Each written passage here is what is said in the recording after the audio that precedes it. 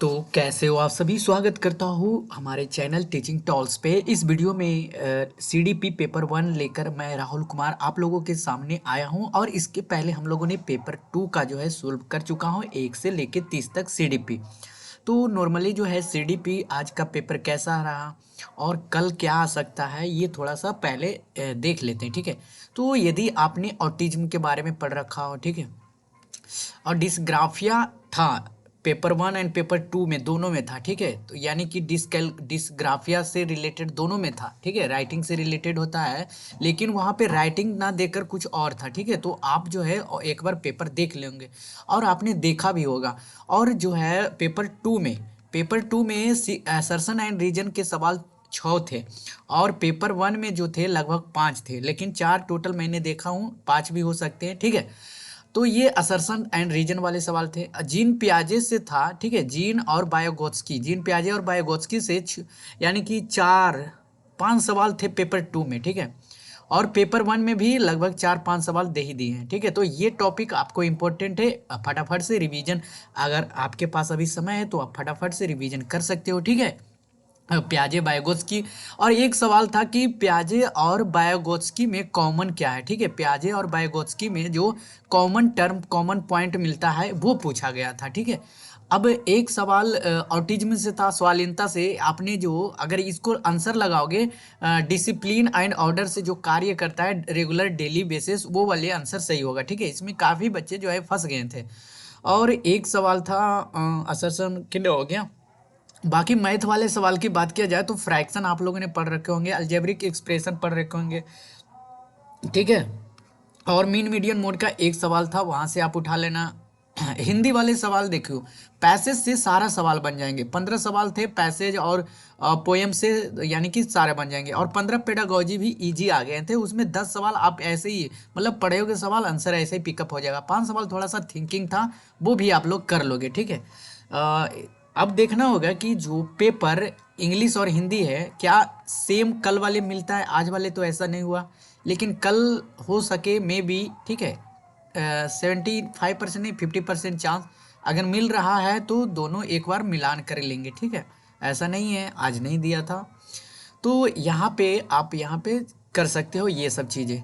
अब चलते हैं जो पेपर 1 आज का था वो सवाल हम सब सोल्व करते हैं। यानी कि जो सवाल था भाई कि रीड असर्शन एंड रीजन वाले सवाल हैं, देखो। अब की पॉइंट क्या था और किस तरह से आप सोल्व कर सकते थे वो मैं यहाँ पे बताऊंगा। पता है कि आप लोग सोल्व करके आएंगे, देखो इसको कैसे आप लोग सोल्व कर सकते थे, ठीक है।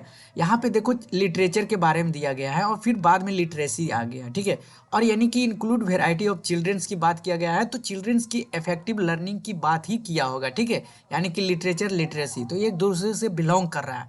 तो आर फॉल्स तो होगा नहीं, नोट करा करेक्ट एक्सप्लेनेशन तो होगा नहीं, आंसर आ गया 2। इजिली आप ऐसे कर सकते थे, ठीक है। अच्छा कोई लॉजिक नहीं बना फिर भी आप देख लो कि teacher should include a variety of children's literature role play, ये सब प्री रिच इन्वायरमेंट क्लासरूम तो होगा ही, तो मतलब ये सही है। यानी कि ए सही है तो both A and R true, एक option eliminate. Classroom rich literacy, rich rich यहाँ देखो प्रिंट रिच और रिच, भाई ऐसे ही कॉमन पॉइंट मिल रहे हैं, ऐसे ही मिलाना था इंग्लिश वाले।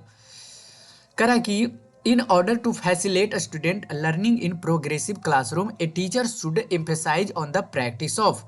तो क्या जो है एक एक प्रगतिशील कक्षा कक्ष में विद्यार्थी जो है अधिगम को सुगम बनाने के लिए शिक्षक को निम्नलिखित में से किस प्रक्रिया पर बल देना चाहिए। तो पैसिव एजुकेशन पे बिल्कुल नहीं देना चाहिए, यहाँ पे अगर एक्टिव रहता तो हो भी सकता था, ठीक है। यहाँ पे ये हो जाएगा रिफ्लेक्टिव थिंकिंग, यानी कि चिंतनशील, एब्स्ट्रैक्टिंग, डाइवर्स थिंकिंग, ये सब बिल्कुल रहे तो बिल्कुल सही मार देना, ठीक है। तो ऑब्डिएंट लिसनिंग हटा दो, बिहेवियर कंडीशनिंग नहीं डालना है, ठीक है। ऑप्शन एलिमिनेट हो गया। अच्छा ये सवाल थर्ड सवाल पे करा कि सिंह रमन, यानी कि रमन जो क्लास 4 का एक विद्यार्थी है, एक प्रश्न को हल नहीं कर पा रहा है। यह देखकर रमन के शिक्षक उससे कहता है कि उसके मन में क्या चल रहा है, वह उसे बलकर इस प्रश्न को हल करने की कोशिश करे। इस तरह का मौखिकरण क्या है। तो देखो अनप्रोडक्टिव निगेटिव वर्ड है, फ्यूटाइल बिकॉज लैंग्वेज हिंडर्स बिल्कुल गलत है, helpful because language facilitate thought process, या supportive only for the student learning disability because they have difficulty, नहीं भाई आंसर ये हो जाएगा। यानी कि helpful because language facilitate thought process, यानी कि केवल अधिगम अक्षमता वाले विद्यार्थियों को आप ऐसा नहीं कर सकते हो, यानी कि सिर्फ अधिगम विद्यार्थियों को, मतलब जो अधिगम अक्षमता वाले विद्यार्थी हैं उसको नहीं भाई।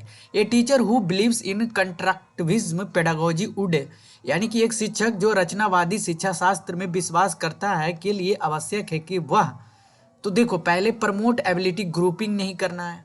अच्छा रुक जाओ, ये रहने देते हैं। एवॉइड कनेक्टिंग, कनेक्टिंग को अवॉइड करोगे नहीं, रियल वर्ड से तो आप कनेक्ट करना चाहिए। Avoid judgement of student solely in the basis of socio culture and background, चलो ये सही है, यहाँ पे आ जाएगा।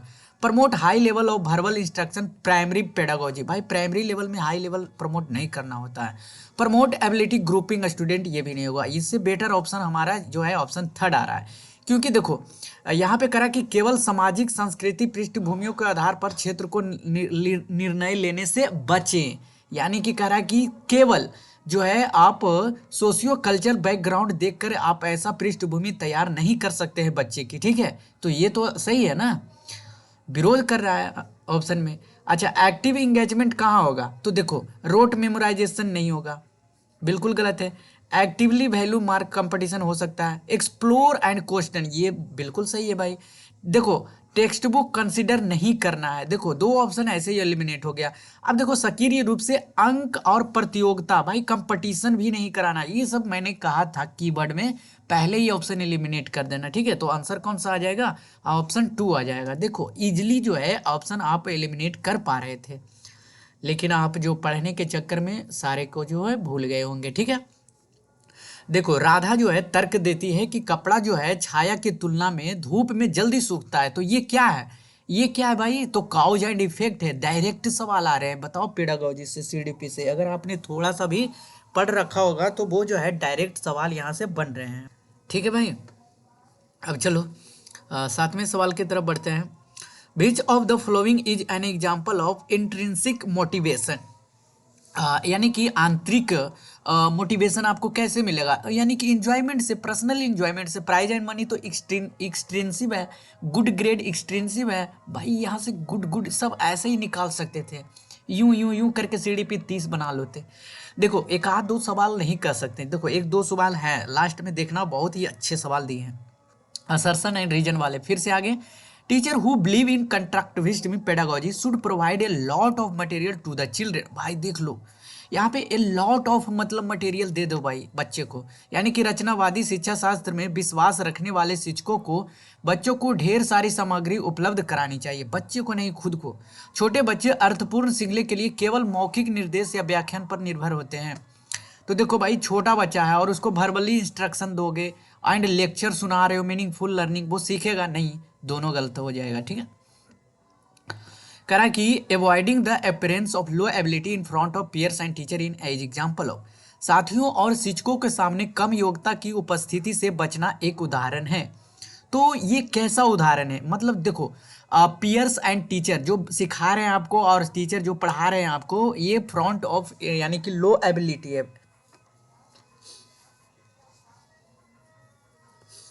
तो ये किस लिए, परफॉर्मेंस अवॉइडेंस गोल, मास्टरी गोल, परफॉर्मेंस अप्रोच गोल या टास्क इन्वॉल्व्ड गोल, क्या होना चाहिए।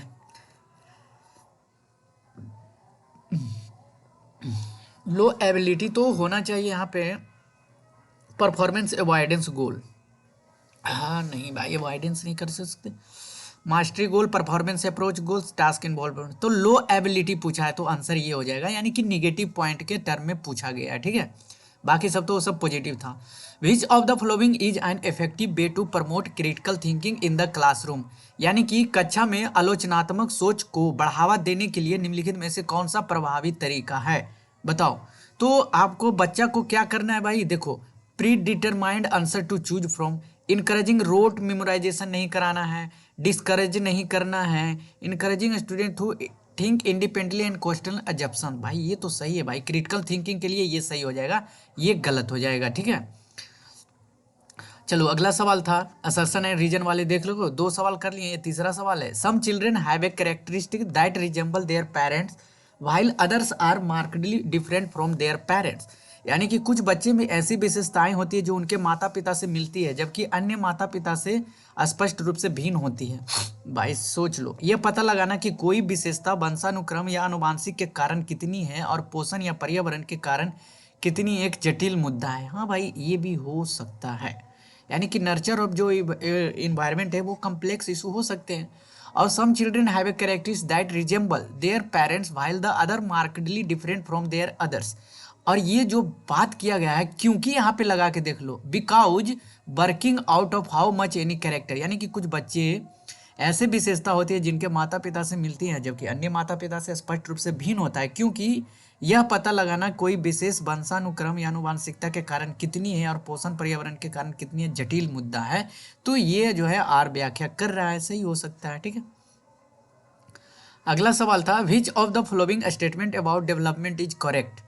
तो डेवलपमेंट के बारे में कौन सा कथन सही है। अब देखो ऑप्शन एलिमिनेट करते हैं। ठीक है, यूनिटरी प्रोसेस है, नहीं। ऑलवेज नहीं। Development is can always measured, भाई माप नहीं सकते हो। वेरी एक्यूरेट नहीं कर सकते हो। ये development is multi dimensional and multi directional होता है। अगला सवाल था असर्शन एंड रीजन, ये फोर्थ सवाल पहुंच गए, देख रहे हो 13 में ही अभी 4 गो असर्शन एंड रीजन आ चुका है। ठीक है, और the ability to comprehend and speak depend on the physically development to mouth and brain, यानी कि समझने व बोलने की क्षमता जो है मुंह के मस्तिष्क के शारीरिक विकास पर निर्भर करती है। चलो कोई बात नहीं, संवेगात्मक विकास शारीरिक विकास से संबंधित होते हैं। भाई ऐसा कुछ कहना मतलब एक्यूरेट नहीं कर सकते। देखो पहला तो कह सकते हो कि भारी भरकम आदमी है तो वो थोड़ा सा हाथ दबा के बोल सकता है, मार भी सकता है ना, माउथ एंड ब्रेन। लेकिन emotional development is related to directly physical growth नहीं। ठीक है, इन्वायरमेंट ग्रोथ पे होता है, डेवलपमेंट पे होता है, बहुत सारे अदर फैक्टर्स भी हैं। तो आर जो गलत है, R is false both A and, भाई ये both A is true but R is false. चलो अगला सवाल था most children can speak 5-6 coherent sentence, ये हो जाता है 5 साल के बच्चों में। ठीक है, यानी कि अधिकांश बच्चे जो है 6 सुसंगत वाक्य कब बोलने लग जाते हैं, 5 साल में। तो आराम से 200 250 शब्द बोलने लग जाते हैं, 273 शब्द जो है आ जाते हैं। ठीक है, 2073 as a per Lev Vygotsky as a children to grow their language developed from, यानी कि ले वाइगोत्स्की के अनुसार जैसे जैसे बच्चे बढ़ते हैं उनकी भाषा डैश की ओर विकसित होती है। तो मतलब जो ये सवाल बहुत ही अच्छा था और इसमें बहुत सारे फंसे भी हैं, क्योंकि सब प्राइवेट स्पीच टू एगोसेंट्रिक मार दिए हैं। लेकिन लेकिन लेकिन लेकिन लेकिन साइलेंट बाद में हो जाता है। ठीक है, पहले तो वो थिंक के लाउड होता है। ठीक है, पहले वो मौखिकरण होता है, फिर बाद में इनर स्पीच हो जाता है। देखते हो बाल बच्चे पहले तो खूब चिल्लाएगा, बाद में थोड़ा सा शरमाते शरमाते कम बोलने लग जाता है। ये होना चाहिए था ऑप्शन। अब देखो बोर्ड जो है क्या आंसर इसका देता है वही देखना होगा। ठीक है, चलो पियाजे described cognitive development as a occurring, यानी कि पियाजे ने संज्ञानात्मक विकास को किस तरह घटित होने वाला बताया है। तो पियाजे ने संज्ञानात्मक विकास को किस तरह घटित होने वाला बताया है, जन्म से लेकर वयस्कता तक निरंतर तरीके से।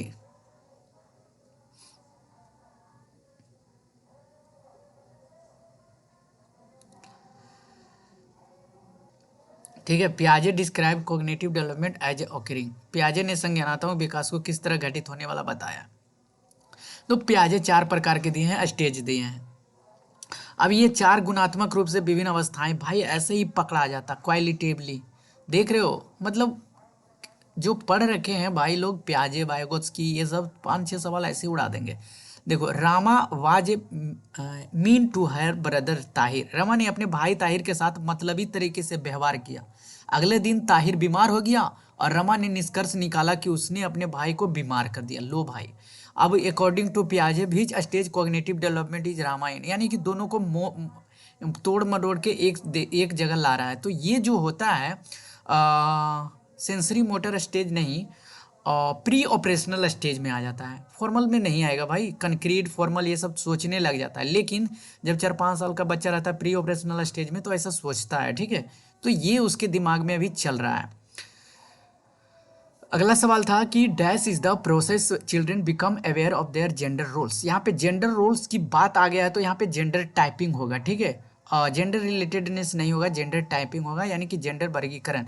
यानी कि जेंडर वर्गीकरण वह प्रक्रिया है जिसके द्वारा बच्चे अपने जेंडर भूमिकाओं के बारे में जागरूक हो जाते हैं, ठीक है। जेंडर टाइपिंग यानी कि which of the flowing scenario is aptly describing the application of Lev Vygotsky concept of scaffolding। Scaffolding के बारे में क्या होता है, क्योंकि वो हाल्फ सोल्व प्रॉब्लम को जो है बच्चे को थोड़ा सा जो डिफिकल्ट हो रहा है उसे सोल्व करने में मदद कर देता है। स्ट्रिक्टली प्रोहिबिटेड, मना नहीं करना है भाई। ब्लैक बोर्ड पे सीधे आंसर बता देना नहीं। ए टीचर हाई से mandatory to here student solve problem on their on this set time period, नहीं। A half solve problem to her student who are finding too difficult, हाँ ये भाई सही है। अगला सवाल क्या था, 20वां सवाल फटाफट से करते हैं। Progressive education in an educational philosophy that emphasises on, यानी कि प्रगतिशील शिक्षा एक शैक्षिक दर्शन है जो डैश पर जोर देता है। तो देखो प्रोग्रेसिव एजुकेशन है जो स्टूडेंट सेंटर पे, रोड मेमोराइजेशन, स्टैंडर्डाइज कंपटीशन, बिल्कुल नहीं भाई, ऐसे ही ऑप्शन एलिमिनेट हो गया, देख रहे हो। मतलब कीवर्ड मैंने बताया सारे ऑप्शन को जो है। ये 5वां असर्शन एंड रीजन, यानी कि 5 सवाल जो अभी तक आ चुके हैं असर्शन एंड रीजन के। Children progress from understanding consequences of act to determine whether they are a good bad to understanding that rules and law flexible and can be changed, यानी कि बच्चे किसी कार्य के परिणाम से यह निर्धारित करने की क्या वे अच्छे बुरे हैं या समझने की ओर प्रगति करें कि नियम और कानून नम्य हैं जो बदले जा सकते हैं। अब नियम और कानून जो हैं बदले जा सकते हैं क्या, चिल्ड्रन प्रोग्रेस अंडरस्टैंडिंग, यानी कि बच्चे किसी कार्य के परिणाम से यह निर्धारित करने कि अच्छा बुरा समझने के लिए प्रगति करें, यह नियम और कानून नमनीय हैं और बदले जा सकते हैं। कोहेलबर्ग के अनुसार बच्चों के नैतिक विकास निरंतर होता है ना कि असततः। तो देखो ये सही है। और यहाँ पे लेकिन यहाँ पे दे दिया नोट डिसकंटिन्यू वंस, थोड़ा सा हाँ हिला के रख दिया, ठीक है। ऐसा नहीं है, कंटिन्यू होते रहता है, ठीक है, विकास निरंतर होता है ना कि असततः, ऐसा नहीं कह सकते हो। लेकिन आर गलत है तो सारे ऑप्शन गलत हो जाएंगे, लेकिन A is true but R is false, A हो जाएगा। तो क्या चेक करना होगा कि ए सही है। चिल्ड्रन प्रोग्रेस फ्रॉम अंडरस्टैंडिंग, यानी कि बच्चे किसी कार्य के परिणाम से यह निर्धारित कर रहे हैं कि क्या अच्छा है क्या बुरा है, यह समझने की ओर प्रगति करते हुए कि नियम और कानून नमनीय हैं और बदले जा सकते हैं। मतलब वो सोच रहा है बच्चा कि नियम और कानून तो है ऐसे ही है, छोड़ो ना, ये बदलते रहता है, हम ये जो है अच्छा है तो अच्छा करेंगे, बुरा है तो बुरा करेंगे। भाई ये थोड़ा सा टोन गलत हो जाता है। अब ये टोन गलत हो जाता है तो अकॉर्डिंग टू कोहेलबर्ग, है ना, अकॉर्डिंग टू कोहेलबर्ग, कोहेलबर्ग क्या दिए हैं, मोरल डेवलपमेंट दिए हैं। Moral development occurs in a continuous manner and not a discontinuous one, यानी कि कोहेलबर्ग के अनुसार बच्चों के नैतिक विकास जो है निरंतर होता रहता है ना कि असातता है, यानी कि चेंजेबल होते रहता है। तो एक दूसरे को तो कनेक्ट कर रहा है भाई, है ना। लेकिन यहाँ पे नियम और कानून की बात किया गया है। तो देखो ये बोर्ड क्या ऑप्शन देता है, देखते हैं, ठीक है। ये सवाल थोड़ा सा अच्छा था। According to Lev Vygotsky cognitive development is guided by, लो आ गया कोग्निटिव डेवलपमेंट। अब Vygotsky assimilation and accommodation that change schema positive and negative reinforcement given by the environment।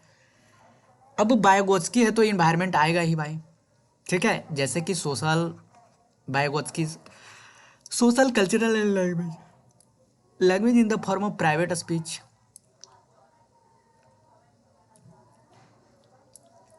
Positive and process of attention and precipitation, assimilation and accommodation that change schemes, ये हो सकता है 4 वाले, ठीक है। आ गए भाई 23वां, ठीक है। विच of the following intelligence help people in perceive express understanding and regulate mood feeling of the others, यानी कि निम्नलिखित में से कौन सी बुद्धि लोगों को दूसरे के मनोभाव और भावनाओं को देखने, व्यक्त करने, समझने और नियंत्रित करने में मदद करती है। तो देखो यहाँ पे दे दिया है अदर्स, तो अदर हो जाएगा इंटरपर्सनल। अगर रहता सेल्फ, यहाँ पे रहता सेल्फ, क्या पता अगला शिफ्ट में दे दिया जाए सेल्फ, तो यहाँ पे हो जाएगा इंट्रापर्सनल, ठीक है। ये भी याद रखना, इंट्रापर्सनल। अगला सवाल है, a children should a child first experience as well as expectation of a what it means to be a girl और ए बॉय कम्स फ्रॉम, यानी कि एक बच्चे का पहला अनुभव और साथ ही लड़की या लड़का होने का मतलब क्या है कि अपेक्षाएं किससे आ जाती है, तो ये परिवार से ही आ जाता है भाई, मीडिया और फैमिली परिवार से आ जाता है। ये लड़का ये लड़की है, लड़की वाला कपड़ा पहनाओ, इसे लड़का वाला कपड़े पहनाओ। 25 25वां सवाल, in essential characteristic of formative assessment, यानी कि रचनात्मक मूल्यांकन की एक आवश्यक विशेषता है। अब रचनात्मक जो होगा वो कैसा होगा, तो देखो रैंक एंड पोजीशन के लिए नहीं होगा, test and exam at the end of year नहीं, clarification of assessment criteria of the learning, या to focus on a quantity means to achieve objectivity नहीं। भाई आंसर ये सही होना चाहिए, ठीक है। शिक्षार्थियों के मूल्यांकन के लिए मानदंड का, तो रचनात्मक मूल्यांकन की आवश्यक विशेषता है to assign relative rank and position नहीं होता है, test and exam at the end of the year नहीं, शिक्षार्थियों मूल्य मानदंड का स्पष्टीकरण, मात्रात्मक साधनों पर ध्यान देना, यानी कि वस्तुनिष्ठ प्राप्त करने के लिए मात्रात्मक साधनों पर ध्यान देना। ये सवाल कौन सा हो सकता है आंसर बताओ, ये अच्छे सवाल हैं। कह रहा कि essential characteristic of formative assessment, भाई फॉर्मेटिव असेसमेंट तो सही सही पता है। अब इसमें जो है test and exam at the end of year, ये तो समेटिव होगा, है ना भाई, मतलब एट द ईयर ये तो 3 होगा नहीं। अब शिक्षार्थियों को सापेक्ष पद और श्रेणियां प्रदान करना, मानदंड स्पष्टीकरण के लिए मूल्यांकन और यही होना चाहिए। क्यों होना चाहिए, क्योंकि वस्तुनिष्ठ प्राप्त के लिए मात्रात्मक साधनों पर ध्यान देना।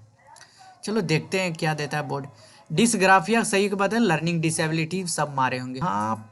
यहाँ पे पर्सनल डिसऑर्डर तो होगा नहीं, फिजिकल डिसेबिलिटी होना चाहिए, लेकिन लर्निंग डिसेबिलिटी, हाँ ये सही है, ठीक है। यहाँ पे आंसर यही होगा डिसग्राफिया, क्योंकि लिखने से संबंधित है तो लर्निंग डिसेबिलिटी तो होगा ही सीखने। अगर ये नहीं रहता तो न्यूरो डेवलपमेंट डिसऑर्डर होता, लेकिन इससे बेटर ऑप्शन ये लग रहा है एक। अब देखो बोर्ड कौन देता है, 2 देता है या 1 देता है, 1 दिया तो देना चाहिए तो 1, लेकिन क्या पता 2 भी दे। 27वां, a teacher should cater to need a gifted children in the classroom, ये पेपर 2 में भी आ गया था, ठीक है, गिफ्टेड चिल्ड्रेन वाला।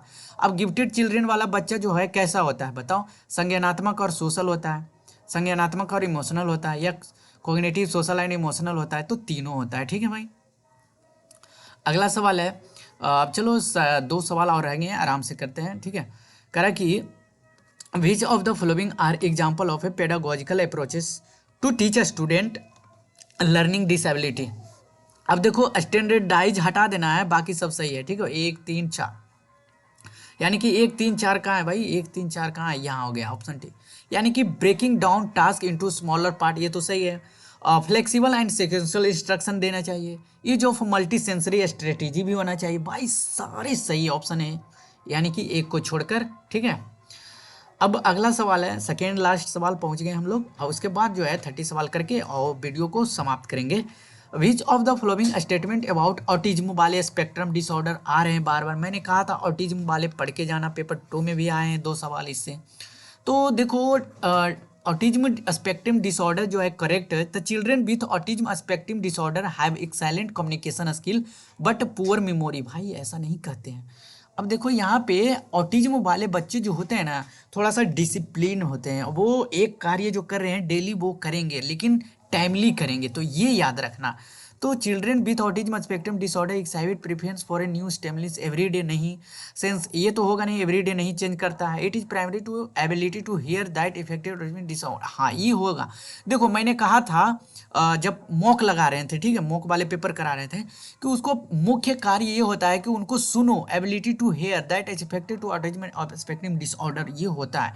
लेकिन regulation help children with autism spectrum disorder, यानी कि सेंसरी इंटीग्रेशन एंड रेगुलेशन, तो ये भी तो हो सकता है ना भाई। हाँ ये तो पुअर मेमोरी होगा नहीं, 1 2 ऐसे ही निकाल दो। संवेदी एकीकरण और विनियम स्वालीन क्रम से जूझ रहे बच्चे की मदद करते हैं, संवेदी एकीकरण और विनियमन स्वालीन क्रम विकार में मुख्य रूप से सुनने की क्षमता पर, भाई पहले ऑप्शन 4 एलिमिनेट कर देते हैं, यानी कि सुनने की क्षमता भाई ऑप्शन 3 होगा, ठीक है। चलो ऐसे देखो पकड़ सकते थे, हिंदी इंग्लिश दोनों अगर पढ़ोगे तो वहाँ पे पकड़ा जाएगा। While teaching in inclusive setups it is important that teachers, यानी कि समावेशी व्यवस्था में पढ़ाते समय यह महत्वपूर्ण है कि शिक्षक, है ना, यानी कि समावेशी इंक्लूसिव क्लासरूम पढ़े होंगे तो ये टॉपिक भी ये आप लोग ऐड कर लो, इंक्लूसिव एजुकेशन, इस पर भी देख के जाना, यानी कि सभी शिक्षार्थी के लिए समान पाठ्यक्रम और समान शिक्षा शास्त्र का पालन करें। बाकी बाधा के रूप में देखो यहाँ पे ऑब्स्टेकल के रूप में काम करता है नहीं, इम्प्लीट प्रतिकरण से बाइस नहीं होता है, नीडी डिपेंडेंट ऑन अदर नहीं, आंसर यहाँ पे 1 जो है सही है। और आप जो है मिलान करके बताइए कि आपके कितने आंसर सही हो रहे हैं, और इसमें एक दो जो है इधर उधर हो सकता है आंसर, ठीक है। आंसर की आ भी गया तो एक दो आंसर इधर की होगा, बाकी जो है चैलेंज करते हैं कि नहीं होगा, जो बताया वही सही है। मिलते हैं नेक्स्ट वीडियो में, धन्यवाद। और इसके बाद हम लोग करते हैं क्या, ईवीएस भी कर लेंगे पेपर 1 का, मैथ्स भी सोल्व करा दूंगा, और जो है हिंदी इंग्लिश एक वीडियो में 4-5 दिन के अंदर जो है दोनों, यानी कि 7 फरवरी 8 फरवरी का जो है सारे पेपर जो है अच्छे से सोल्व करा दूंगा। तो धन्यवाद, मिलते हैं नेक्स्ट वीडियो।